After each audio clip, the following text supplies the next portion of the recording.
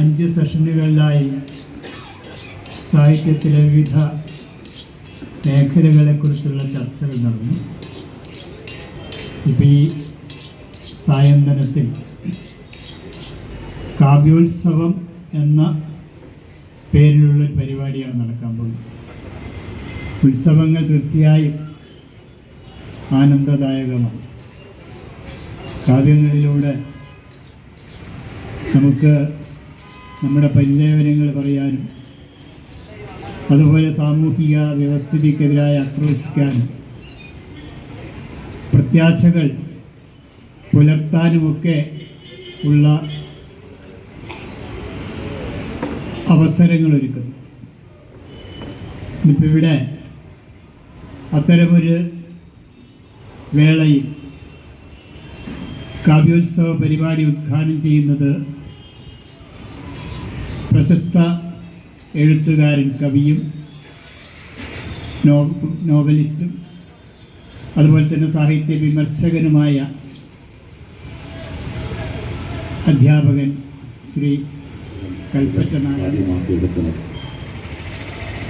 മനുഷ്യ മനസ്സുകളിൽ നിന്നും സ്നേഹം അകന്നു പോകുന്നു എന്നുള്ളത് നിങ്ങളും ഞാനും ഒക്കെ തന്നെയും മനസ്സിലാക്കുന്ന ഒരു കാര്യം തന്നെയാണ്. ഇവിടെ നമ്മുടെ മുന്നിലേക്ക് വന്നിട്ടുള്ള ആളുകളൊക്കെ തന്നെയും കൽപ്പറ്റ നാരായണമാഷായിരുന്നാലും വീരാൻകുട്ടിയായിരുന്നാലും ബാപ്പു വാവാട്, ശ്രീനി എടച്ചേരി, സുനിൽ മാഷ്, ശ്രീനിവാസൻ, അഡ്വക്കേറ്റ് ശ്രീനിവാസൻ, അനിവദ തുടങ്ങിയ ആളുകളൊക്കെ തന്നെയും അവിടെ ഇരിക്കുന്ന സർഗശേഷികളെ കൊണ്ട് മനുഷ്യ മനസ്സുകളെ തമ്മിൽ അടുപ്പിക്കുന്ന ആളുകളാണ്. സംഗീതം കൊണ്ടും കവിത കൊണ്ടും മറ്റ് തരത്തിലുള്ള ക്രിയാത്മക പ്രവർത്തനങ്ങളെ കൊണ്ടൊക്കെ തന്നെയും മനുഷ്യ മനസ്സുകളെ അടുപ്പിക്കുന്ന തരത്തിലുള്ള അകൽച്ച ഇല്ലാതാക്കുന്ന തരത്തിലുള്ള പ്രവർത്തനങ്ങൾ സ്വയമേവ നടത്തുന്ന പ്രതിഭകളാണ്. അവരെ ഈ വേദിയിലേക്ക് കിട്ടിയതിൽ യുവകലാസാദിക്ക് വളരെയധികം സന്തോഷമുണ്ട്. ഇല്ലാതായിട്ടില്ല, ഉണ്ടായത് ഇല്ലാതാവുകയില്ല, മാറുകയേ ചെയ്യും. രോഗങ്ങളെപ്പോഴും രോഗം മാറിയൊന്നേ നമ്മൾ ചോദിക്കും. സുഖപ്പെട്ടു എന്നൊന്നും പറയുകയില്ല, മാറി എന്നത് അത് മറ്റൊരു രോഗമായി മാറുകയും ചെയ്യും. വലുതായി മാറി ചെറുതിനെ തുടച്ച് തിന്നുന്നത് അതാണ്. ഭൂരിപക്ഷമായി മാറി ന്യൂനപക്ഷത്തെ വേട്ടയാടുന്നത് അതാണ്.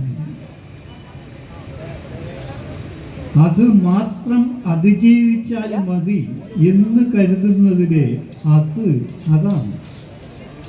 നീതി മാത്രമാണ് നീതി എന്ന് കരുതുന്നതിലെ നീതി അതാണ്. ഇടമില്ലാത്തിടത്തിൻ്റെ ഇടം ഇത്രമേൽ ഇടുങ്ങിയത് അതിൻ്റെ ഇടം ഇത്രമേൽ വലുതായതിനാലാണ്. അത് മാളായി മാറി പട്ടാപ്പകൽ പുറത്തിറങ്ങി വീട്ടിലിരുന്ന് ഒരു ലാർജിന് ഓർഡർ നൽകി ടച്ചപ്പായി ചായപ്പീടികകൾ കുറിച്ചുകൊണ്ടിരിക്കുന്നത് കാണുന്നില്ലേ? ചെറിയ ആവശ്യങ്ങളെ ആട്ടിപ്പായിച്ച് വലിയ ആവശ്യങ്ങളെ സൽക്കരിക്കുന്നത് കാണുന്നില്ലേ? അതിൻ്റെ വലിയ വിശപ്പിന് ചെറിയ അപ്പങ്ങൾ തികയും. മുന്നിൽ ചെന്ന് നിൽക്കുമ്പോഴേക്കും തുറക്കുന്ന ചില്ലുവാതിൽ ഇതേ കണ്ട അതിൻ്റെ വായ. പിന്നാലെ നടക്കുന്നവരുടെ കണ്ണിലത് പതിയില്ലായിരിക്കാം, അല്ലാത്തവർ അതിനെയല്ലാതെ കാണുന്നില്ല.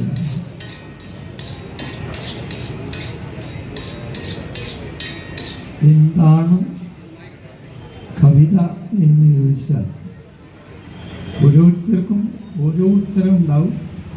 ഒരാൾക്ക് തന്നെ പല നേരങ്ങളിൽ പല ഉത്തരം പറയാൻ സാധിച്ചേക്കാം. എന്നാലും ആമൂലാഗ്രം വൃക്ഷരസം രുച്യമല്ലെന്നിരിക്കുന്നു, അതുതാൻ പഴമായിടി എല്ലാവർക്കും മലയാളമായി എഴുതപ്പെട്ടിട്ടുണ്ട്. എല്ലാ കാലത്തും അങ്ങനെയാണ്. കവിതയിൽ നമുക്കൊരു എൻലൈറ്റൻമെൻ്റ് ഉണ്ടാകും. ആ എൻലൈറ്റൻമെൻ്റ് എന്താണ്? ഉണരൽ, പ്രബുദ്ധനാവൽ സംഭവിക്കുക മറ്റുള്ളവരുടെ കവിത വായിക്കുമ്പോഴാണ്. ഇപ്പോൾ കുഞ്ഞിരാമൻ നായരുടെ ഒരു വരി, ഒറ്റ രാവാൽ പൂമരങ്ങളായി വിത്തുകളൊക്കെ, എന്തൊരു വരിയാണത്. അതിലേക്ക് നിങ്ങൾക്ക് ഉണരാൻ കഴിഞ്ഞാൽ, അതിൻ്റെ എക്സൈറ്റ്മെൻറ്റ് നിങ്ങളുടെ എക്സൈറ്റ്മെൻ്റ് ആയാൽ നിങ്ങൾ തിരിച്ചറിയും ഇത് അസാധാരണമായ കവിതയാണ് എന്ന് തിരിച്ചറിയും. അക്കിത്തത്തിൻ്റെ വെളിച്ചം ദുഃഖമാണു നീ തമസ്സലോ സുഖപ്രദം, അത് വായിച്ചാൽ എന്താണ് അക്കിത്തം ഉദ്ദേശിച്ചത് എന്നറിയാൻ അല്പനേരം കാത്തിരിക്കണം. 1952 കമ്മ്യൂണിസ്റ്റ് പാർട്ടി കൽക്കത്ത സമ്മേളനത്തിൽ അക്രമം ആകാം എന്ന് തീരുമാനിച്ചിരിക്കുന്നു. നമ്മുടെ ലക്ഷ്യത്തിലെത്താൻ ഏതും മാർഗമാവാം എന്ന് തീരുമാനിച്ചിരിക്കുന്നു. ഈ സിദ്ധാന്തം കണ്ട് ഭ്രമിച്ച് EMSൻ്റെ എഴുത്തുകാരനായി, EMS പറയുന്നതൊക്കെ എഴുതിയെടുക്കുന്ന ആളായി, നിറഞ്ഞ കമ്മ്യൂണിസ്റ്റായി ജീവിച്ചിരുന്ന അക്കിത്തത്തിന് വലിയ നിരാശയായി ഇത് കേട്ടപ്പോൾ.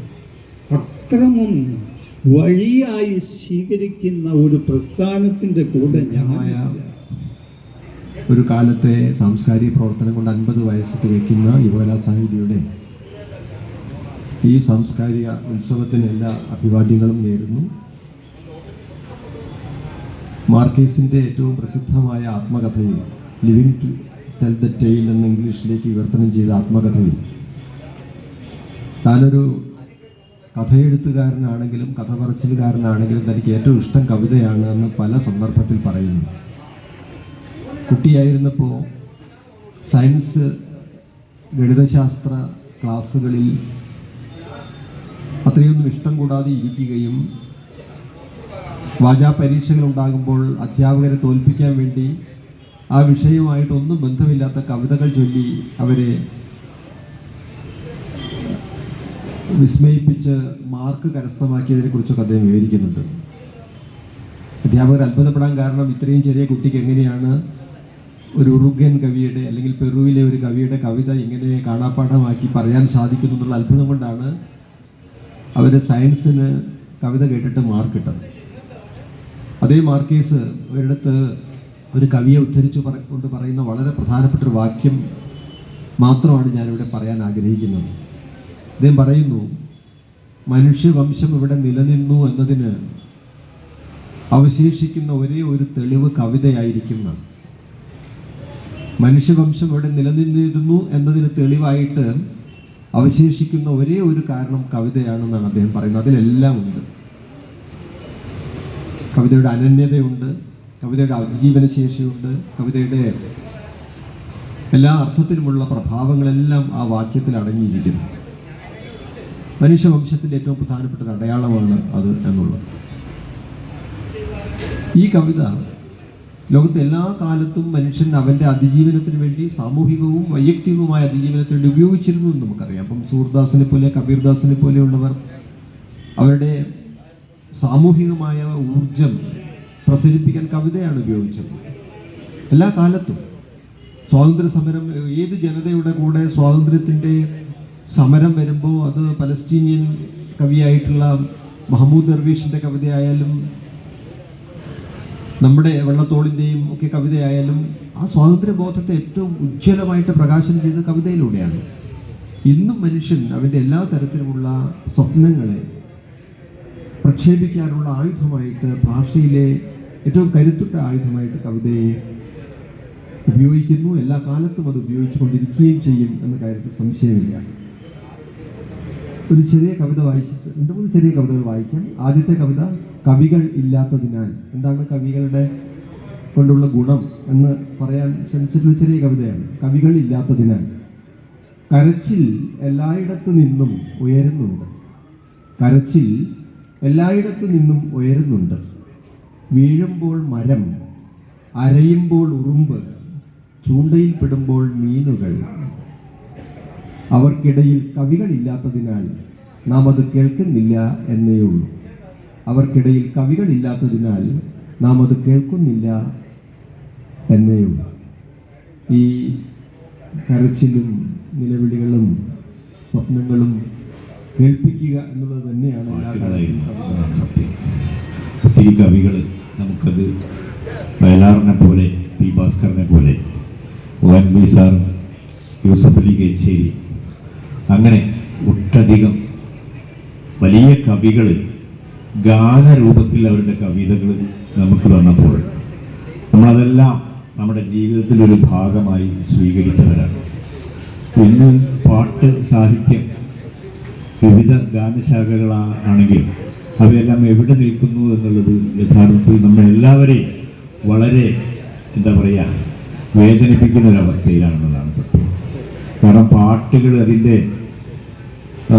അതിൽ ഉൾക്കൊള്ളുന്ന ഒരു സന്ദേശം അതെല്ലാം കൈവിട്ടുകൊണ്ട് കേവലം ചില ശബ്ദഘോഷങ്ങൾക്ക് പിന്നാലെ പോവുകയും അത് മനസ്സിൻ്റെ അകത്ത് പ്രവേശിച്ച് പ്രവർത്തിക്കുകയും പരിവർത്തിപ്പിക്കുകയും ചെയ്യുന്നതിന് പകരം കാതിൽ വന്ന് ചില ശബ്ദഘോഷങ്ങളായി ചിലമ്പിച്ച് വീണ് തകർന്നു പോകുന്ന ഒരവസ്ഥയിലേക്ക് പാട്ടെത്തിയിട്ടുണ്ട്.